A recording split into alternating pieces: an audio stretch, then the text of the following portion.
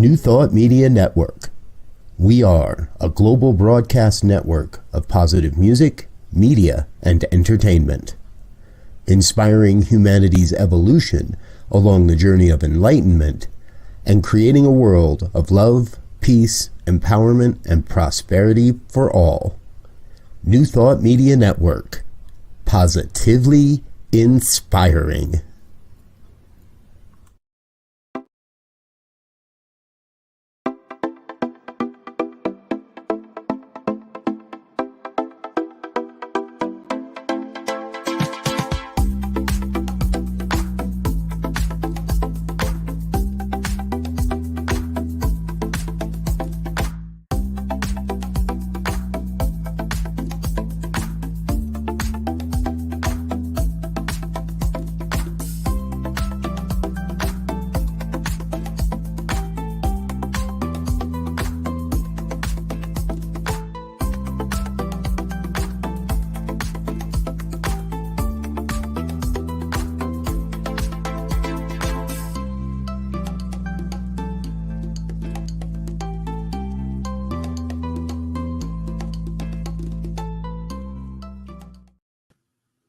Hello and welcome to Global Focus Today. I am your host, Reverend Sharri Johnson, and it is my delight to introduce to you today a guest who is coming back. She was here once before and she's coming back, so we're going to find out everything that's new and exciting since she was here last time.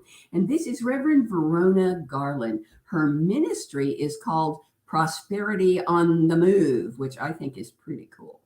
So, please help me, Reverend. Welcome, Reverend Verona Garland. Thank you so much for agreeing to come back again. We want to know everything that's new and exciting since you were here last, and we want to know the story behind everything that's new and exciting since you were here last. So what's going on? So what's going on, Reverend Sharri, is Prosperity on the Move is moving and grooving.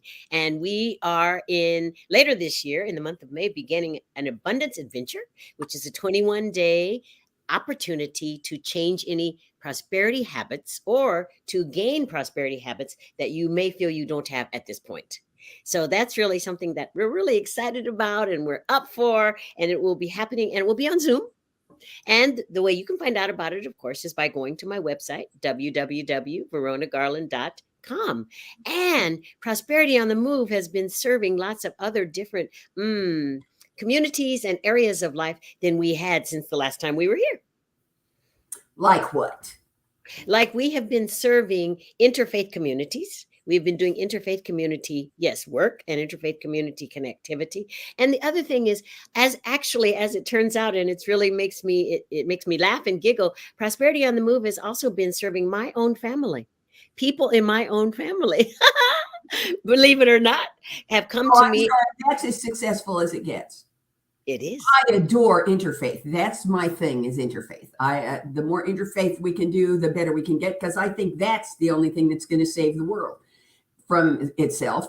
But you could never find anybody in any field of endeavor who would not agree that when your own family comes to you, you know you've succeeded.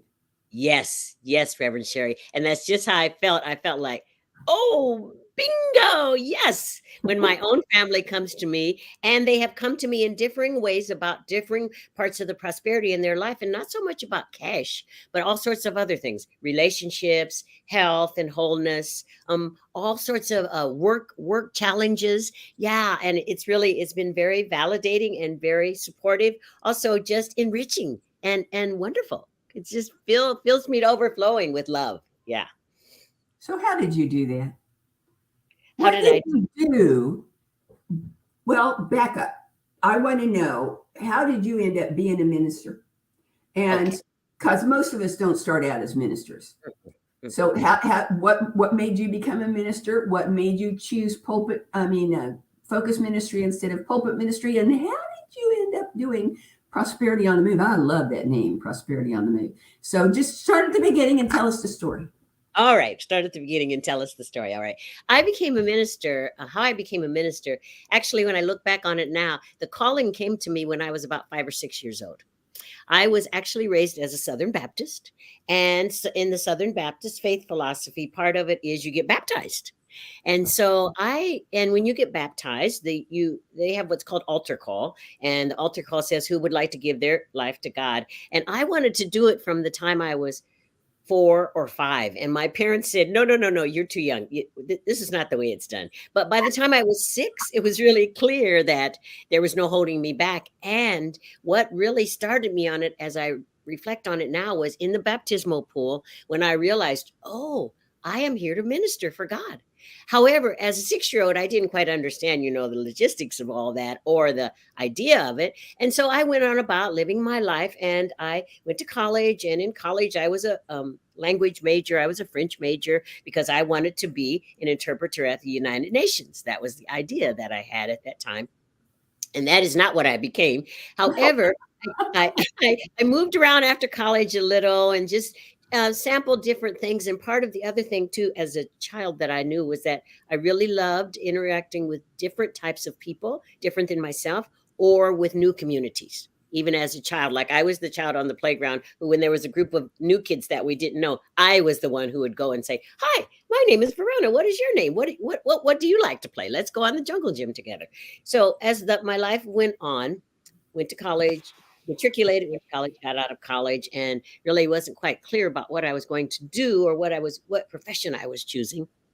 And I realized or came to know from one of my wonderful, wonderful family members, my uncle, who said to me, "Listen, you're an adult now. You need a real profession. You can't just run around the world and just do, and it wasn't the world, around the Midwestern part of the United States, just having fun, staying at people's houses, going to parties." And so he asked me, "What do you like to do?" And I said, "I love people, and I love to travel." And there, even though I was from the middle Western part of the United States, I realized the travel I was afforded by my wonderful parents, it really ignited something in me.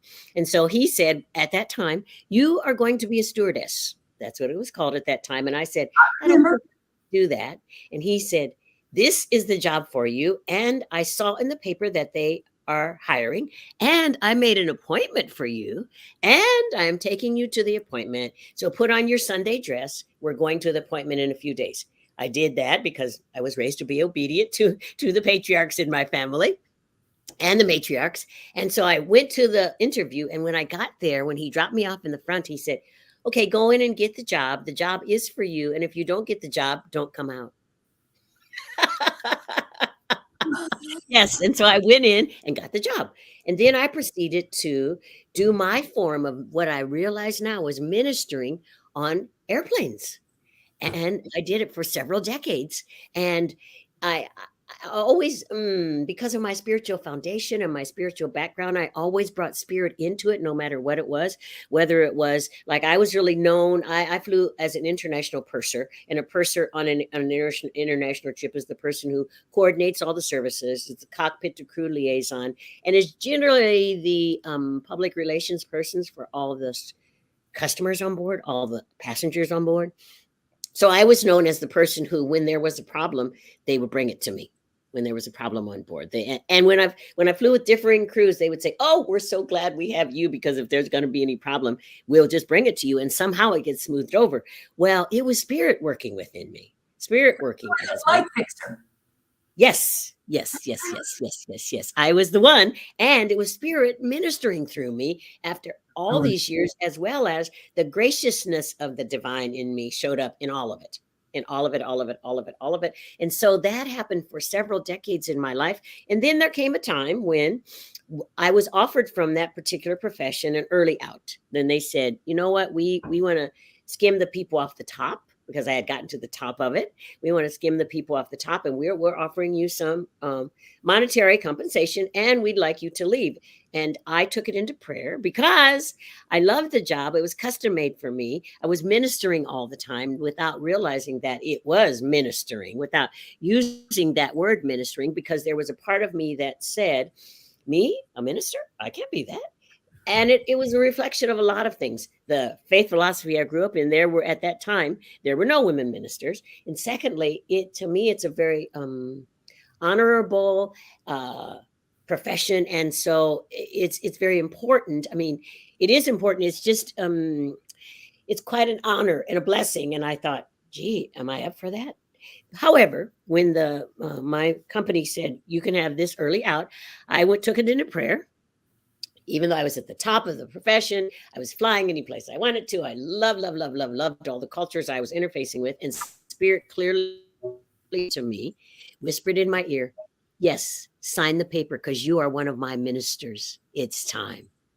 And I have to tell you, Reverend Sharri, I initially, I don't want to say fought with Spirit about it, but I initially thought, oh, not me, Spirit. Oh, no, God, not me. However, Opinion. yes, I Reverend say, Sharri? so you said, could I have a second opinion? I did. That's just what I said. Exactly. Could I have a second opinion? And even to the point where, is there someone else there with you who can give me a different opinion? And so, yeah, over the course of about a week, it became very, very clear. And so I signed the paper, and then I was given the opportunity it took them 2 years to wheedle us out of the ranks, so to speak. And so I got to have 2 years to prepare for this. And in which that time, just before a year after I signed the paper, Spirit said to me clearly, so you are one of my ministers. And so now it's time to go to ministerial education.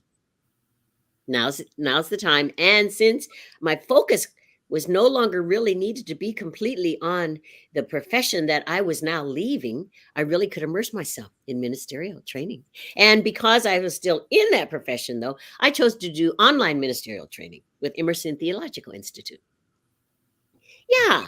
Just about to ask, how did you decide where to go? There's only one mind. Yes. So a dear friend of mine who was a practitioner at the time said, I know the place for you, Emerson Theological Institute. And I applied and they said, oh, yes, absolutely. And this is also where the beginnings of my family recognition, my family of origin recognition, because one of my sisters, who is a very highly degreed individual, when I told her about this, she said, okay, I would like to gift you with your application fee, because I know this is for you. I've known this our whole lives. I just didn't think of the words. I couldn't put it into the terminology of you being a minister. And she is my elder sister. And she said, but even when you were a little bitty girl, this was you ministering. So I, of course, accepted her gift, and I went to Emerson Theological Ministerial School, and I matriculated through there. And then when I got out, I still was kind of hiding behind my practitioner self. I still thought, okay, well, I'm finished now. Maybe I'll do something with it. Maybe I won't. And you know how Spirit is. Spirit worked it out such that the center that I was a practitioner at the time got a new minister, and this new minister made it very clear to me, I need you to only be a practitioner. I don't want you to use any of your ministering skills. This is what is required of you here. And so I took it into prayer and contemplation, because I said to Spirit, well, I have this education and I know it's for me now. And Spirit clearly said to me, okay, so it's time to go someplace new. Which, for someone who had the same job for a long, long time, that statement also kind of frightened me. Like, go someplace new? What do you mean? However, it also kept knocking on my door, coming through to me. And so I went to a different spiritual center. And at this next spiritual center that I went, my mentor, the person who had been my minister during my entire prac training, and even before that, her name happens to be Reverend Dr. Joan Stedman. She was the senior minister there. And I was meditating on it. It came clearly through my meditation one morning. You are to be with Reverend Joan. Call her up today. I called her up that morning and said, Reverend Joan, it came through my meditation, and from what I learned from you and Science of Mind, that this message is the message of truth. And she said to me, and it came through my meditation today also, that you were going to be joining me. Yeah. Don't you just love how cute God is? I love how cute God is. We know God has a sense of humor, because otherwise camels wouldn't have their front knees on backwards, and avocados wouldn't be more pit than fruit. But every now and then something happens that just makes you want to anthropomorphize God and pinch its cheeks. Yes, thank you, Sherry, Reverend Sherry. That's it exactly. So I started with her at what was then called Awaken Living and is now Agape Bay Area. It's the first affiliate of Agape International in Los Angeles, and we are in the Bay Area. And I started with her, and I learned so many things about ministry with her. And she, in her lovingness and in her tenderness and her mysticalness or mysticism that she is, made it clear to me I intend teaching you everything about ministry. And the way I intend that happening is I'm assigning you all sorts of things. And Yeah, it was on the job training. that's it. Literally OJT. She OJT'd me for several years. And then it came about that because of my Science of Mind roots, I wanted to affiliate back with CSL as a minister. And so that's happening now. So the affiliation is in progress. And it's wonderful to return home and also to have the overview of learning something brand new. Well, that's outstanding. Now tell us how you came to do focus ministry, because you're talking about pulpit ministry right now, and I know you're doing focus ministry. Right. So pulpit ministry is how I came through. Okay. And because I have such a wonderful senior leader, the pulpit ministry requirements of me are whatever it is I would like to bring. Okay. So it's not full-time pulpit ministry at all. I speak one Sunday a month. It's a great amount of, and I really appreciate it, participating in the functioning of this particular spiritual center. However, I am given the leeway to have loads and loads of time of my own to minister in the way I want to minister. And that is how I went from possibly full-time pulpit ministry to focus ministry. And about the shift there is that I realized that for my ministry, the one I had been doing for all those decades on board the aircraft, and then the one that I've segued into now, which was one and the same, that mine is to be out amongst people.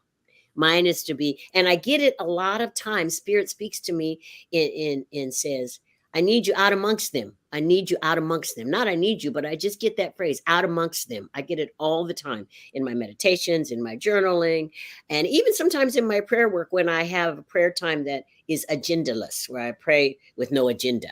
However, it's really, really clear that mine is to be out in the world, out globally, and out on the entire planet. And I got the training for that initially. Little did I know, like you said, Spirit is just so wonderful, from having had a profession previously where I literally traveled the world, so that I am acclimated to and open to taking my ministry all over the planet, any place in the world.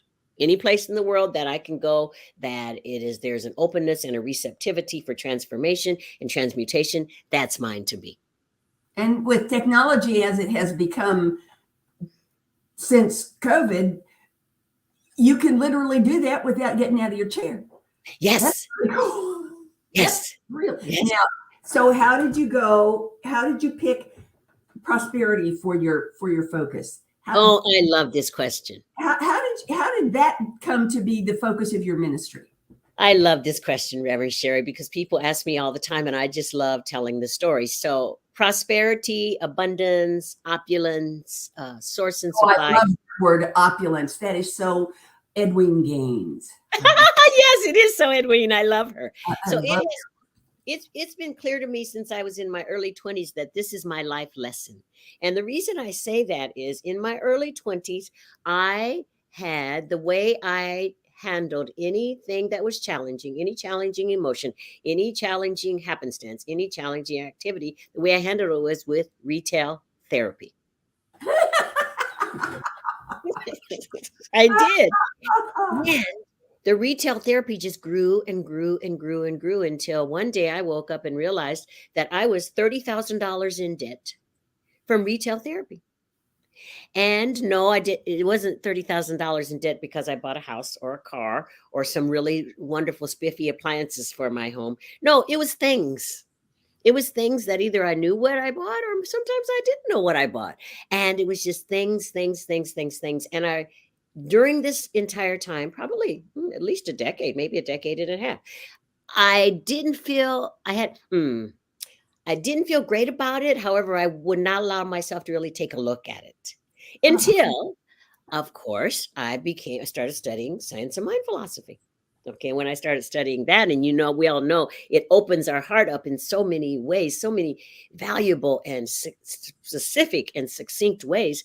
And then I started seeing, I wonder what this is about. Oh, I see what this is about. And you mentioned the goddess of prosperity herself, Edwene Gaines. What really finally opened me up to being a prosperity mentor, that this is my ministry, is I was blessed to attend a workshop of hers. And you know how in the workshop she'll you can ask questions. And so and at this time I was sitting on this mound of credit card debt. I mean, it was a part of my life that was always bugging me, always annoying me. It was always there in the back of my head. And so I raised my hand when she asked any questions, and I said, "Yes, Edwene, what is credit card debt about? I have a lot of credit card debt. What is it about?" And she said, "Forgiveness." And I literally said out loud, "Oh, I don't know." She said, "Yeah, it's about forgiveness. And if the debt's about, all the credit card debt is about what you purchase, it's about self-forgiveness. It's about forgiveness." And you know her, she said, "Honey, you need to just work on that." And so when that hit me, at first I was truly, to be in all transparency, I was a little offended, because I thought there must be some other answer. Oh yeah, This, I don't. It can't be my fault. yes, that's it. I That's it. can't be responsible for this. There must be someone else I can blame. Yes, there must be someone or some other circumstance that I can put it on. It cannot be me, even But though I not was if you're talking to Edwin Game, there's not. Yeah, yeah. And I had been learning at the time that the reason your life is the way it is because you choose that, That's right. because it was straight That up free will like saying, thing that shows up in every Christian tradition is no piece of cake. yes. Yes, yes, yes, yes. Very true.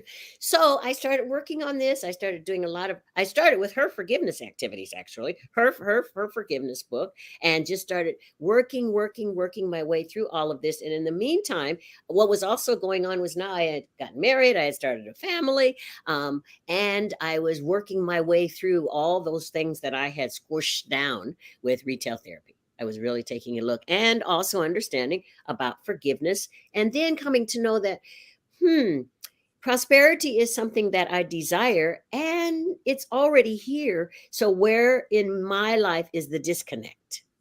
And that's when I just started working on prosperity, learning about prosperity, understanding there are a lot of tenets to prosperity, forgiveness being one of the top ones. And it started igniting joy in me, and satiation and fulfillment and enthusiasm, and really just, it started invigorating me, learning about this and being about this, and watching, of course, the miraculous outcomes. That under grace, everything was happening in perfect order. And it took maybe a year and a half, 2 years, I'd say, to release this mountain of debt. And it released itself also in so many differing ways. I mean, like, there was one credit card I had, and I was making a payment, and that was, back when you write a check. And so I called to say, "Oh, I'm writing my check and I don't know the exact amount. And could you tell me?" And they said, "Well, you don't have any balance." And I said, "What?" And they said, "You don't have any balance. You made this payment, this payment, this payment. And it seems that the balance has been paid. It's all wiped out. It's all," yeah, things like that, wiped out under grace. And so that's what showed through for me. And as it grew and grew and grew, and as it shifted and changed, I realized, aha. And Spirit was speaking to me the whole time, of course. This is what I am to minister about. This is mine to teach. This is mine to share, because I can share it from a place of the purity of experience. And just what you said, Reverend Sharri, also from that pure place of knowing that my life is the life I've chosen, and there's no need to, quote unquote, blame anyone or put that responsibility on someone else.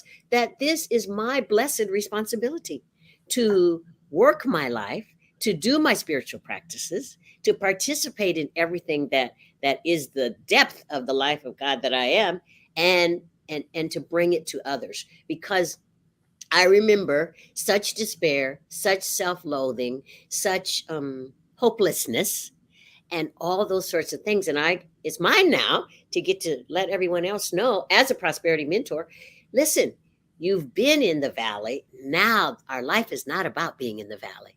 Our life is about experiencing the valley and then allowing the light, the divinity of the light of the mountaintop, so to speak, to carry us forward. That's one of my favorite Edwin Gaines stories. She says, I'll live by the 23rd Psalm. And she said, what you need to remember is that it says, yea, though I walk through the valley of the shadow of death. Now, let's break that down. First of all, it doesn't say, yea, though I stop by property, build a home, and pay taxes. It says walk through. Second, it says the valley of the shadow of death, not death itself, the shadow of death. Yes. And thirdly, if I'm not going to stay and I'm going to walk through, sooner or later, I'm coming out the other side. Yes. Yeah. And that is, it's wonderful how synchronistic spirit is, because that's what came out of me. And that's it. Yeah.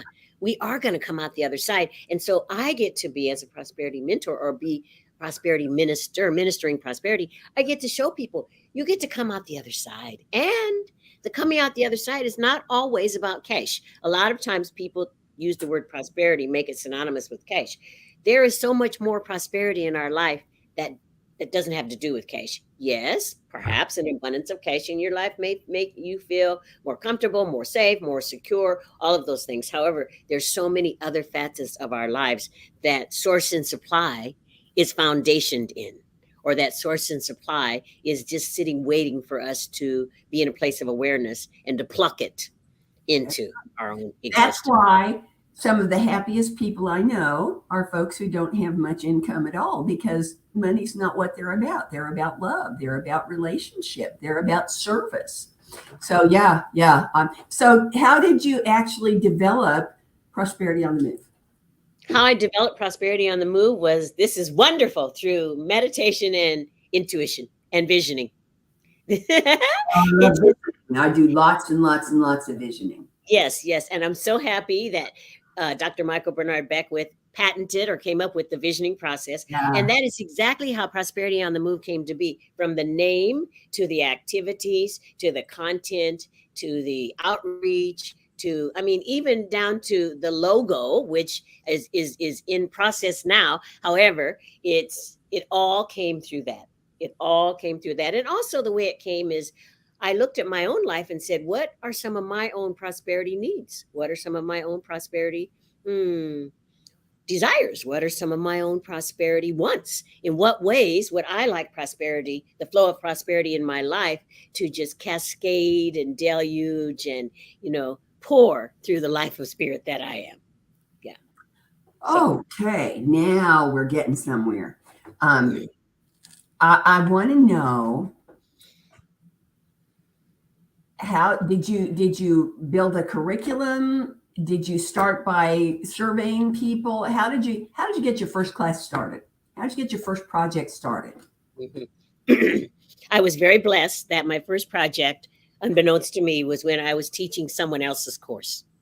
When I was teaching Prosperous Me 360 by Reverend Michelle Wadley, who is a CSM. Mine. Oh, okay. Well, that's how it started within me. And as I was teaching that, I got all these little nudges and things about, oh, I could do this. Oh, this could show up. And it was something different from what her book and class was teaching. However, it was just, I kept getting little shoots, like the shoots that come up through the concrete now that it's spring, little shoots of things. And so how it actually started was, I then offered, as a practitioner, spiritual counselor, I offered my services to a couple of people who I knew for prosperity mentoring. That's how it got started. To a couple of people who I knew for prosperity mentoring, who had mentioned to me just what we thought it was in like a doorway conversation. I'd like my prosperity to increase. I'd like to have more abundance. And so that's how I first started offering counseling sessions to them. And then as those counseling sessions went on and their lives transformed and they stepped into their own personal, luxurious abundance of the divine, then that's when it showed up for me. Some curriculum started coming through me, and curriculum writing, and just literally, and you very much, I'm sure, understand this. Sometimes at 4:00 in the morning, Spirit would wake me up and say to me, put on your glasses, get a pen, and things just literally poured out of me. just literally poured through me. And so that's how now the curriculum has come to be. And that's how now we're starting our abundance adventure. And how up until this point before, all of my, also my, any other spiritual counseling clients I had, I would offer it to them too. If you'd like to talk about abundance, if that's something, when we set the intention at the beginning of the session, if that's your intention, well, let's talk about it. Let's be in it. And the tools and the, like the spiritual tool belt we have, the tools of prosperity teaching, then I could use then, and I could share then, and they would come through me. As well as the other way it's happened, Reverend Sharri, is I immerse myself in prosperity readings. I read Eric Butterworth. I read Susie Orman. I read Edwin Gaines. I read all of the prosperity teachers that we know about, as well as just what you said about the 23rd Psalm. I read biblically about prosperity too. And it's not like I have a set playlist as far as what I read. I read what speaks to my heart. And also I have had this experience, and you may have had too. I walk past, sometimes when I finish one prosperity book, I walk past, because I tend to go to Edwin Gaines books. However, I walk past my bookcase and a book will either literally fall off the shelf or it will stop me, like something about the color, something about it. Name. It just calls your name.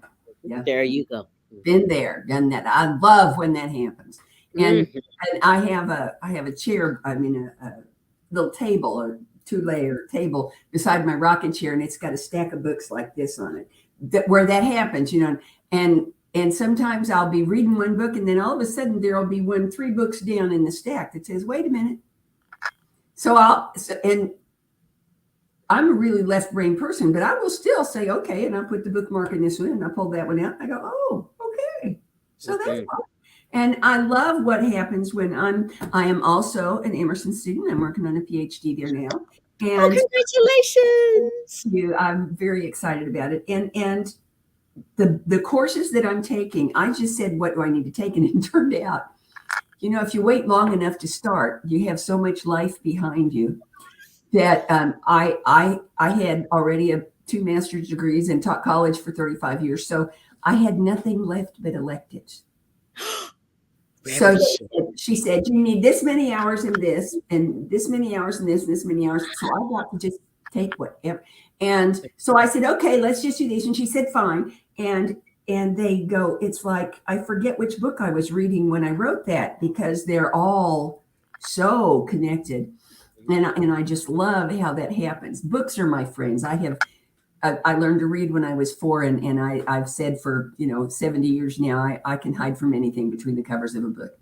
But and you know what? The fact of the matter is, I can find anything between. And that's it. That's what I was going to say, because they're my friend too. My most favorite excursion as a little girl, I learned to read when I was 4 also. My most favorite excursion was going to the library.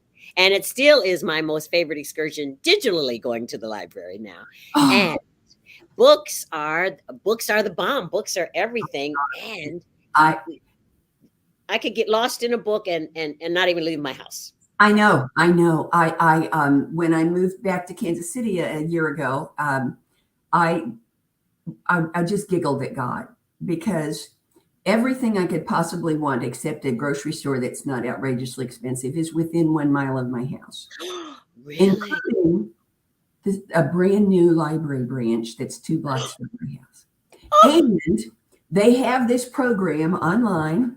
You go down, you get your card, you set it up. I go to the library website. I type in the name of the author I'm interested in. It gives me all the books they have. And I say, put this one on hold, put this one on hold, put this one on hold. And then they send me an email when it comes to my library, and I go down 2 blocks and pick them up and bring them home. I mean, it's like, fabulous, isn't it? I'm pretty sure that in retail therapy terms, it would be like having a personal shopper. It's the coolest in the world. I just love it. It is so cool. And I use the same service at my library. And I also, where I live geographically, I get to have a library card in 2 different cities. So, yeah. So they both exact same thing. They both I'd never get anything done if I had 2 different library cards. Well, when they send the emails, I get to remind myself, there are some other things that you'd like to participate in today, Verona. Yeah. So just set that email Now, today is election day. So Yes, it is. I will be not picking up, but dropping off a book I have finished. Usually I have a book bag and I drop them all off at once. But since I have to go there to vote anyway, because that's where I vote. So How wonderful. Oh.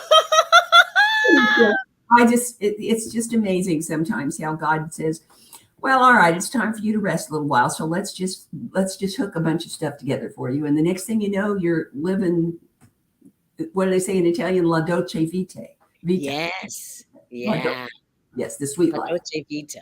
The sweet life. Or like in French, la vie en rose. Yeah. Yes.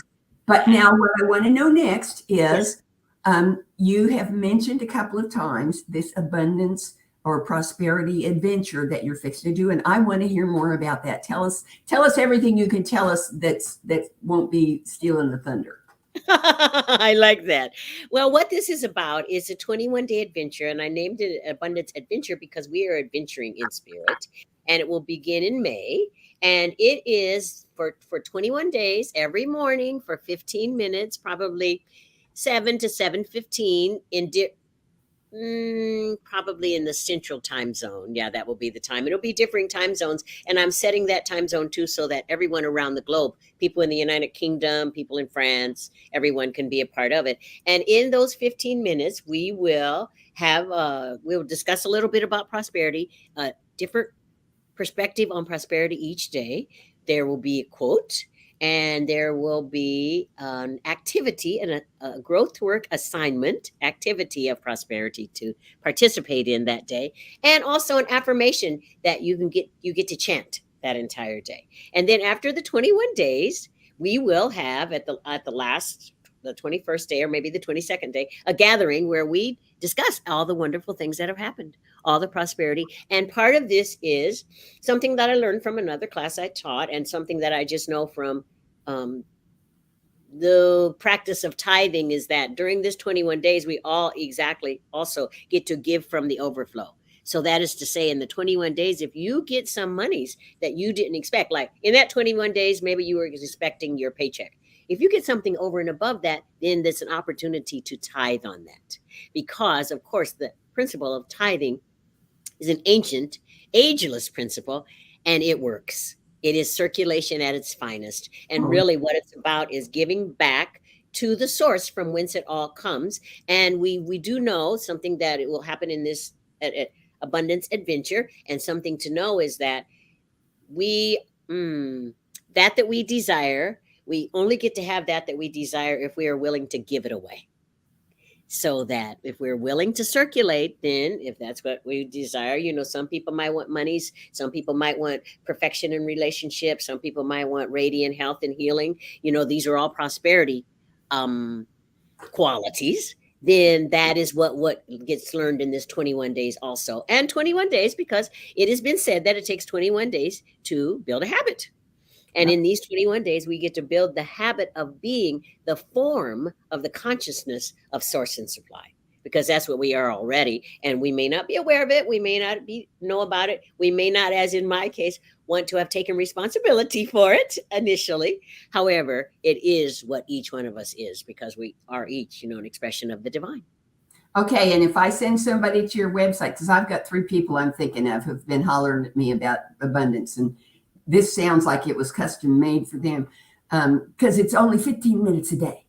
That's it. I was going to have to use an alarm clock, but that's okay. Okay.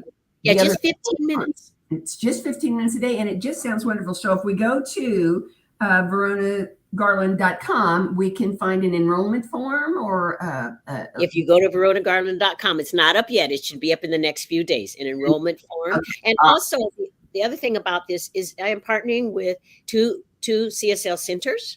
And so that the CSL in Salt Lake City, Reverend Cindy Edelston is their senior minister, and the CSL in Santa Fe, Reverend Gil Olmsted is their senior minister. So that also, if you at your center would like to do it, it is a partnership with these centers. So that is to say that the financial remunerations that come in will be split with your center.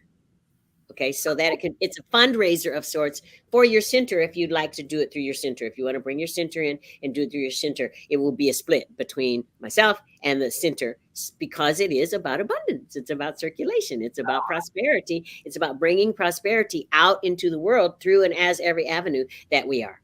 Yes. And also there will be an enrollment form for those who are doing it individually and whichever way you do it, of course, all is welcome. Yeah. Wow. Okay, now I need to ask you some questions that I ask everybody. I've already asked them to you the first time, but I'm asking again because your answers may have changed. In fact, I'll be astonished if they haven't changed because things expand. So the first question is, how does Prosperity on the Move support, enhance, encourage, pick your own verb, conscious evolution? I love this one. I'd forgotten the questions, Reverend Sharri. I love this one. The way Palm enhances is through the circulation of those gifts that are given to us, and that circulation enhances and transforms the planet, that it brings the consciousness of the divine, the consciousness of abundance and prosperity and splendor and luxury and opulence and abundance and all needs met. It brings that through all the activities of Prosperity on the Move, because each one of us who participates in Prosperity on the Move and all of our activities and our adventures and our workshops and anything else, each one of us gets to be the divine spark of givingness. And that divine spark of givingness circulates itself in ways that those who feel that they are in need, it brings it to them. It brings that consciousness to them. And we know it's all about consciousness. First, there's the consciousness, then the form shows up. So I'd say that's the answer to that question. Okay, so you've led us right into the next question, which is, how does Prosperity on the Move promote, encourage, enhance, pick your own verb, world peace? Oh, okay. A lot of times. Same question, close, but not quite the same question. No, I get it. I get the differentiation. A lot of times world peace, in my estimation or in my perspective, is about not getting along because there is a seeming lack of, or there is a seeming differentiation, or there is a seeming them and us. And so the way Prosperity on the Move enhances and grows and blooms and blossoms world peace is by, in the knowingness in Prosperity on the Move, in the teachings of Prosperity on the Move, that we all have exactly what we need. And there is no need for competitiveness because we all are given the same amount, which is a limitless amount, which is an absolute endless amount, which is an absolute amount that comes to us under grace in perfect and miraculous ways. So that is the way that Prosperity on the Move enhances and brings to the planet world peace. All righty. And the last question that I ask everybody, you probably don't remember this one either, but it's really important. And that is, will you come back? Oh, I would love to come back. I did remember this one. I would so love to come back and play with you because it is so enriching. It is so uplifting. It is so invigorating. And we get to have fun together. And just like in our pre-meeting before, we get to also know what I've already known, that you and I are connected in a myriad of ways. Oh, that yes. We have so much in common. And okay. The first opening I have is November 28th. Okay. Will you take it down for that work? I will put you down for November 28th. Yippee, hooray, oh boy, thank you. Yes, I have it down and I'll put it in my calendar. Yippee, hooray. And we get to be grateful together on that day. Yes. Oh, indeedy. That's my gratitude is my favorite spiritual practice. I don't care what anybody says. Okay. I actually said to one of my prayer partners, I didn't talk to him for 2 days after he said this. I said to him, I have, for the last year, I have had absolutely no concerns about prosperity. I have felt completely the most prosperous I've ever felt in my whole life. And I said, and it has absolutely nothing to do with the balance in my bank account. Yes. And he said, well, only people who have money say that. Interesting. So I said, guess who's going to get your information this afternoon? Yes. I love it because that resistance to opening to our prosperity, it shows up. Well, it's that resistance is just wanting someone else to take responsibility for it. Yes. Yes. And he needs somebody besides me to tell him that. So I love it. you're going to be hearing from him, and he's going to tell you I sent him. So Okay, I'll be looking forward to it. righty. Well, thank you so much for being here today. Our guest next week, folks, be sure to come back. Next week, we got a twofer because next week is another return. This is Jeannie Kataoka and Maddie Giuliano, who are animal chaplains. And they're going to be talking about animal ministry. And it's not just picking food and telling people how to get along with their critters. I mean, they were just fascinating last year, and I know you're going to love them. So be sure and come back. For now, bye-bye. Amazing, amazing, you will do amazing things. Amazing, amazing, you will do amazing things.